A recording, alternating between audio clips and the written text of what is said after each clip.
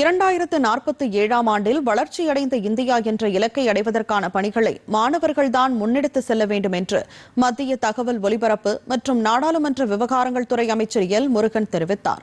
சென்னை கோடம்பாக்கத்தில் உள்ள தனியார் மகளிர் கல்லூரியின் பொன்விழா கொண்டாட்டத்தில் பங்கேற்று பேசிய அவர், நமது நாட்டின் வளர்ச்சியில் பெண்களின் பங்கு அளப்பரியது என்று குறிப்பிட்டார். குறிப்பாக இந்திய செவிலியர்கள் உலக நாடுகளில் சிறந்து விளங்குவதாக பாராட்டி பேசினார்.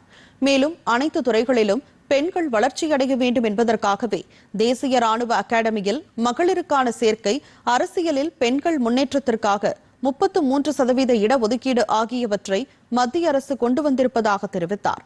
சந்திரயான் வெற்றியில் பெண்களின் பங்களிப்பை பாராட்டிய அவர், தமிழக பெண் விஞ்ஞானிகள் பல்வேறு துறைகளில் வழிநடத்தி செல்வதாகவும் இணையமைச்சர் எல் முருகன் பேசினார்.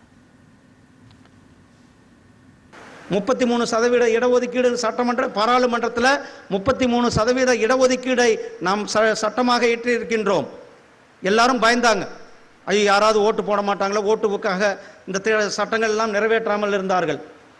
ஆனால் நம்முடைய பிரதமர் அவர்கள் நம்முடைய சகோதரிகளினுடைய முன்னேற்றத்திலும் அவர்கள் முன்னேற வேண்டும், அவர்கள் அனைத்து துறைகளிலும் வர வேண்டும் என்று 33% இடஒதுக்கீடு கொடுத்து ஒரு மிகப்பெரிய ஒரு சட்டத்தை இயற்றி சட்டமன்றங்களிலும் நாடாளுமன்றங்களிலும் நம்முடைய சகோதரிகள் வர வேண்டும் என்று 33% இடஒதுக்கீடு கொடுத்திருக்கிறோம்.